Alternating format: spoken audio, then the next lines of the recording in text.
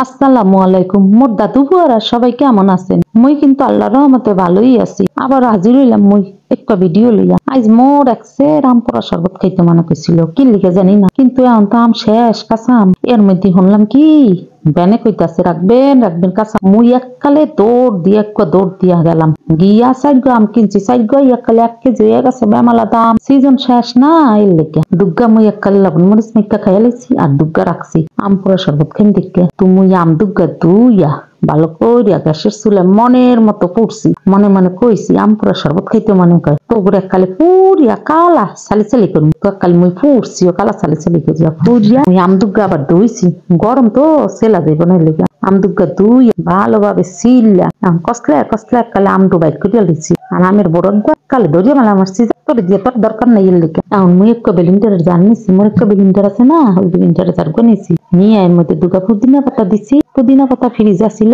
কেমন জানি ওতরা হইয়া গেছে, এই দিছি মুই আবার এখন কই পেন পুদিনা পাতা কন দিয়া আমের যে জুসটা বের করছিলাম আম পুরা জুস, এই জুসটা দিছি। এর মধ্যে দিছি বিট নুন আর দিছি চিনি পরিমাণটা একটু বেশি দিবেন, কারণ আম তো সুয়া, চিনি বেশি দিলে খাইতে ঠান্ডা লাগে। আর মই দিছি মরিচটালা দুগ্গা মরিচটা হাতে গুড়ি করে নিছি। আইসকেলে এরা কয় চিলি ফ্লেক্স দিলাম, এই চিলি ফ্লেক্সি যা কয় আইসকেল। আর একটু জিরা গুঁড়া দিছি, জিরার গুঁড়া দিয়া ভালোভাবে কালে ব্লেন্ডার করে নিছি। সুন্দর করে ব্লেন্ডার করার পরে মুই একটা ভালো দেখে গিলাস নিছি, মোর দাদু বুয়া করে দেখাই তৈব না, ভালো একটা গিলাস নিয়া গিলাসের মধ্যে এরপর দিলাম আমি এই আম পোড়া জুস এনে আমি 4 চামচের মতো দিছি। তো এই জুসটা দিয়া এর মধ্যে দিলাম মুই বরফ দিলে কলিজাটা কাল ঠান্ডা হয়ে যাইব। তো বরফ দিয়ে এর মধ্যে দিলাম আবার ঠান্ডা পানি দিয়া সুন্দর করিয়া এখন মুই একাল গুড়টা মিলাইয়া দিব, ভালো করিয়া গড়তে একালে মিলিয়া যাইব। যখন তখনই মনে করবেন সামনে আম পোড়া শরবত রেডি। তুমি একটা কথা মনে করিয়া দিই, মোর দাদু বুয়া করে মোর ভিডিওটা যদি একটু ভালো লেগে থাকে তাহলে বেশি বেশি লাইক কমেন্ট শেয়ার দিন।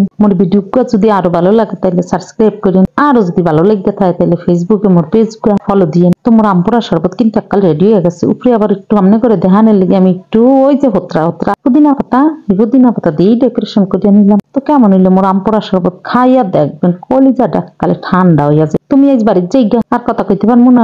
আসসালামু আলাইকুম, আল্লাহ হাফেজ।